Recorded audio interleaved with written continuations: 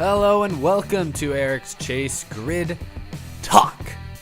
And this is, what is this? Is this the 8th one of these I've done? 8th or 9th? I don't even know. Oh, that's embarrassing. I don't really keep track by episodes. I kind of just give them a name and do them. I guess somebody can figure it out for me. I'll figure it out by the time I'm done with this. I just don't have YouTube open, so I can't look it up. So today I'm going to be previewing the the fourth race of the Chase that's coming up from Kansas. It'll be the first race of the Contender Round, where we will begin the process of eliminating 4 more championship hopefuls. And today's episode, I'm going to answer some of your questions. I got some other stuff. I actually wrote out a plan for this episode of things I actually kind of do want to talk about. I've done this for other episodes, even though you may not be able to tell. Yeah, I don't know. I don't always have the time for it. Today I had plenty of time, so I wrote it down. So I guess let's go ahead and jump into it. Announcements for me and the Double E Dud channel. Not a lot coming up right now. Like I said in my episode a few days ago, I'm working on Watkins Glen. I'm making progress. I'm close to the end of filming. I'd say I'm a little past halfway. So expect that video. I'd like to get it up by this weekend so I can keep it in like a 2-week interval for my last race. But realistically, it might be like next Tuesday or something then when it's uploaded. So sorry about that, but it'll be up soon. And after that, I've been extremely busy the last couple weeks, but everything's starting to die down a little bit. So hopefully for the next couple months, or for the next month or so, I can finish up the Double E Cup Series in good time and get to working up on other stuff. So other than that, though, I do have a couple of videos that I hope will come out within the next few weeks. I got one video that's kind of Halloween themed. I'm actually doing it for my school, but I think it's pretty good, so I might go and upload it here to YouTube when I'm done with that in a couple weeks. I have a NASCAR parody that I've thought about doing. I want to do a Halloween themed NASCAR parody as well, and I kind of have an idea for one, and I'm looking at it. I don't know if it's gonna be possible. I wanted to get some of the rookie drivers. I was thinking of getting Kyle Larson and Austin Dillon to really be involved in this episode, and so I want to do it because I know you guys want to see Larson and guys do stuff, but I haven't. I need to figure out if I have time and if it's really gonna be any good at all. But that's enough about me, personally. Now let's get to some questions and stuff like that about just whatever. Let's see what you guys had to write. First question I have here is from LTCS Racing. He asks, will we possibly see Jimmy Johnson eliminated because of him possibly crashing at Talladega? And this first question, I guess it's specific in the fact that it's talking only about Jimmy Johnson. So I'm gonna bring up Jimmy Johnson, but I'm gonna say this about every driver. Talladega, nobody is safe at Talladega, in my opinion, and that's why a lot of drivers have kind of referred to this chase as being, or this round of the Chase as being the most tense, the most hectic, the one that they're most worried about, which makes sense because with tracks like Kansas and Talladega in there, especially Talladega, you're not always really sure what to expect. I mean, Kansas, yeah, it's just a simple 1.5-mile, speedway. But a couple of years ago, we had a record-setting amount of cautions in that race. So, I mean, it's definitely anything can happen at Kansas, and Talladega is even more that way. So you're asking Jimmy Johnson. I guess I don't know if you're a Johnson fan or if you don't like Johnson. I don't know why. I guess you're asking specifically about Johnson.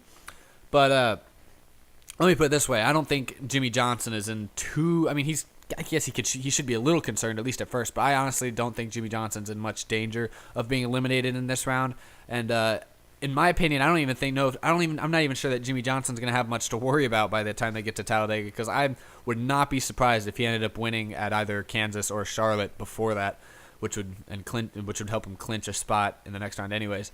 So I think that's going to be, a lot of people are going to look at these next 2 races, Kansas and Charlotte, as must-win scenarios. I mean, not must win, but they really want to do well at those 2 races because they want to set themselves up in case disaster strikes at Talladega, which it's very likely it would happen. So, I mean, I would not be surprised. I'm expecting these next 2 races from Kansas and Charlotte to be just as hectic, if not more insane, than Talladega will end up being, just for that reason, that people know that they control their own destiny at these upcoming 2 tracks, whereas at Talladega, it's not always up to them where they finish. So I think a lot of guys, not just Jimmy Johnson, could see their season come to an end because of something at Talladega. But that's going to make these next 2 weeks extremely important to a lot of drivers. Here's another comment I got from Earnhardt SquarePants. He says, "As you know, Junior is in a slump. Do you think he can get out of it?" Yes. Sorry, that was the end of the question. My answer, yes, but in my opinion, Junior has not shown speed. Did not show any speed whatsoever at Dover. Really, one of the worst performances I'd seen from him all season. So that's not good.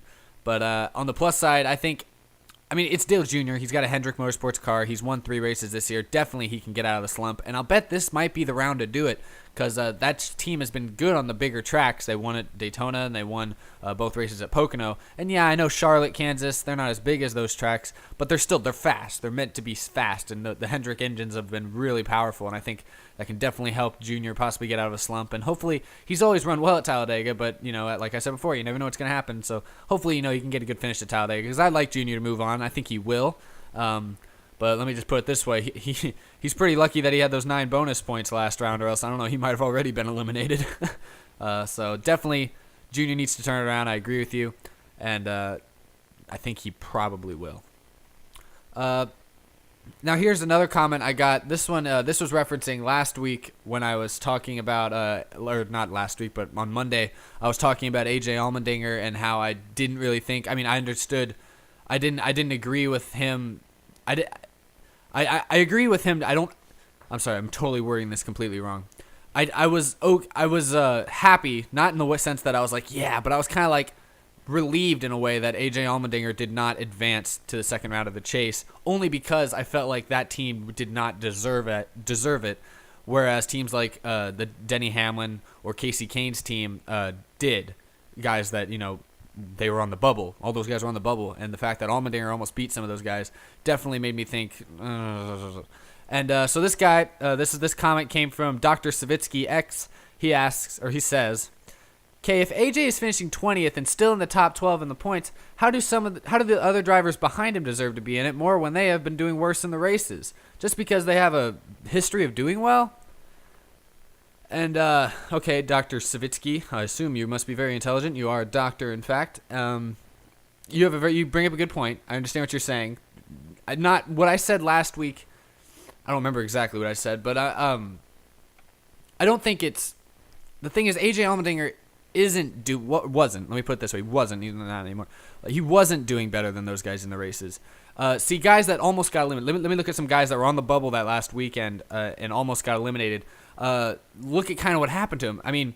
Denny Hamlin had run really strong at Dover and earlier at Chicagoland. He ran really strong, had good runnings in those, and then he had one issue that's not in his control knock him out of that race back at New Hampshire, I believe, and almost cost him a spot in the chase.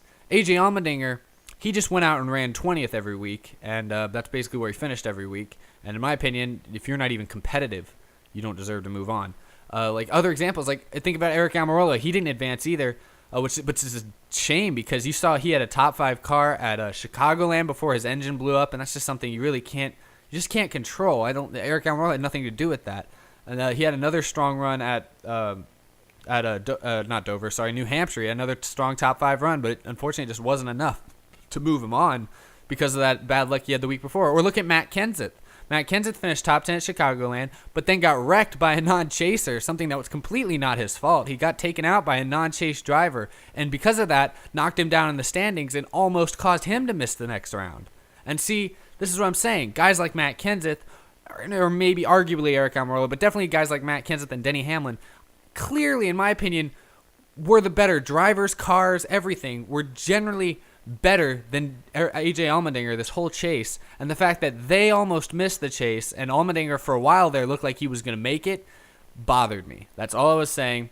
And I'm not saying you said here it's not that they have a history of doing well, it's that they have been doing well and they've just been caught up in other people's messes. Or look at Jeff Gordon. He blew it. He was running really well, had top 5 every week, and then he blew a tire at New Hampshire. That one's a little bit more. That one you could argue it was kind of Gordon's team's fault. They messed up a tire.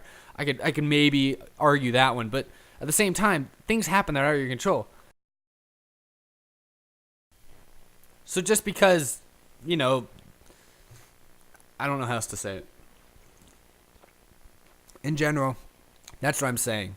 Just because you're able to avoid wrecks and avoid the catastrophic failures that aren't necessarily your fault, just because you kind of got lucky that you didn't get caught up in any big mess, does not necessarily mean you deserve to move on.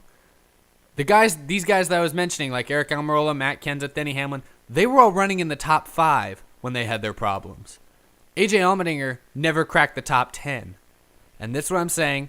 And so again, I like AJ Allmendinger, not trying to be rude to him. I'm just addressing this comment. That's what I'm saying when I said that AJ Allmendinger just didn't deserve to make it in, because he just in the end was the slowest driver. Everyone talks about to win a race, you got to be the fastest. Out of all the 16 chasers, Allmendinger was the slowest. Did not deserve to move on, and so I agree with that. And I'm just wanted to address that comment. I guess I'll move on. Next one I have is from Vogel Elliott, and he asks, "I want to know what you would do for a Klondike bar." Well, it's an interesting question. I guess, what would I do for a Klondike bar? I'd ride a large pony to Japan and create a club for underprivileged miniature Schnauzer puppies. What would you do for a Klondike bar? I mean, I think mine's pretty self-explanatory. I mean, it's nothing weird. I mean, you could always pay the $1.50 or whatever it costs for one of those things, but, where's the fun in that?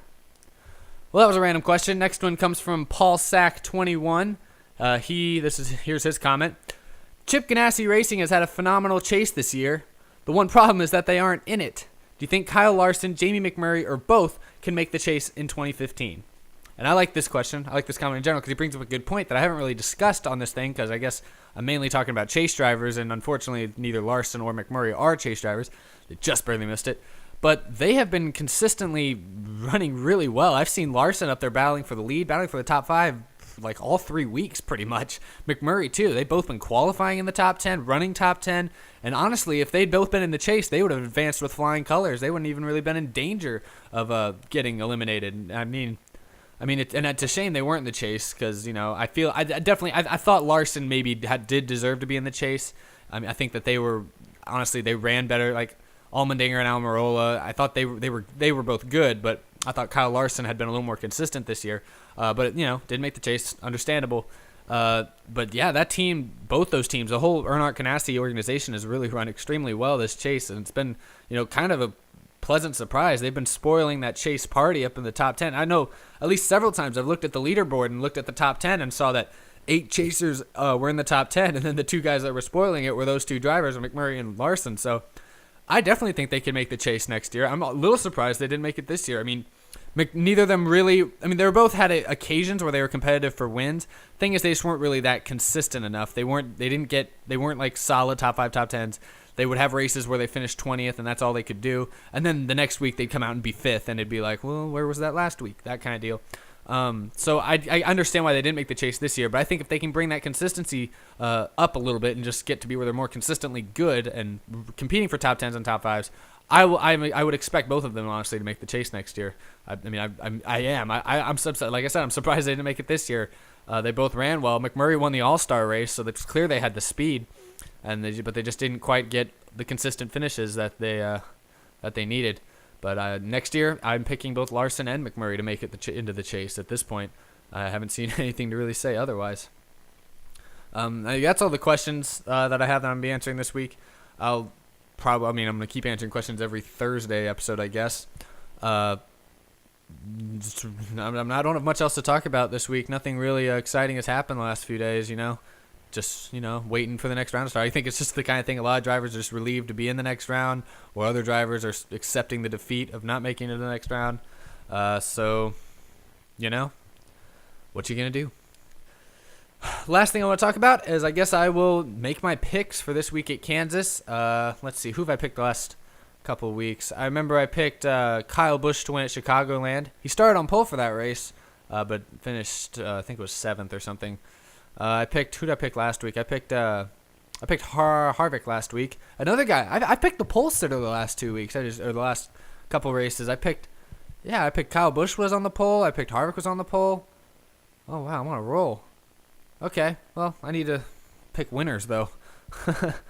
Well, that leads me to my pick for this week. I'm picking Brad Keselowski to win this race for this reason. He won Chicagoland, which is, in my opinion, kind of a somewhat similar track to Kansas. A little different, but they're similar in a lot of ways. They're probably the most similar they're the most like each other than they are like any other track. And I just have to look at Brad Keselowski. It's clear Team Penske is slightly above the rest of the competition right now, and so I would obviously expect them to be running well. And I think Brad Keselowski, he won the first race of the last round and then kind of took a couple weeks off. I mean, by a couple weeks off, he still got a couple of really good finishes. But I think Brad Keselowski has a really good chance of winning this race. I'm expecting him to honestly dominate the race. I'm really expecting Keselowski to win a few more, like 2 or 3 more races in this chase. Right now, the way that team is looking, same with Joey Logano. Joey Logano, I know I don't expect him to win as many races, but I think that's more just because it's Logano. Keselowski's, he's a champion. Logano, nothing against him, but he isn't. They're not quite as good, I don't think. But man, Brad Keselowski, they've been looking really good. Even in races where they didn't have to win, they went out and ran really well, and I'm expecting him to win this weekend at Kansas. So yeah, that is that. So thanks for listening to this episode. I'll be uploading, more episodes every Monday and Thursday like I've been doing. I'll be reviewing the Kansas race on Monday's episode, and then I'll get to previewing Charlotte on Thursday. And like I said earlier, Dex Race 6 from Watkins Glen will be up within a week, I hope. Within a week, probably for sure. I can almost bet on that. Other videos definitely coming. I have so many ideas right now. I've hit this wall where I used to have a problem. I'd never be able to come up with video ideas, and I'd be like, oh, what can I do? Like, what can I put in a video? I don't even know. These days, I feel like I have so many video ideas that I'm literally just don't have enough time to make them all and upload them on YouTube. I literally just don't have the time with all the other stuff I'm doing with school and with this show now I'm doing twice a week. I mean, it takes up a lot of time, and I literally just don't have enough energy to go around and make all these videos. But I want to, so I might have to keep kind of pushing things until I can finally find room for them. But by then I have other things I want to do. So what you gonna do? The problems of making movies. Got so many ideas, only so much time, only so much money. That's kind of how it works. Well, thanks for listening, like I said, and I guess that's about all I have today. See you guys later.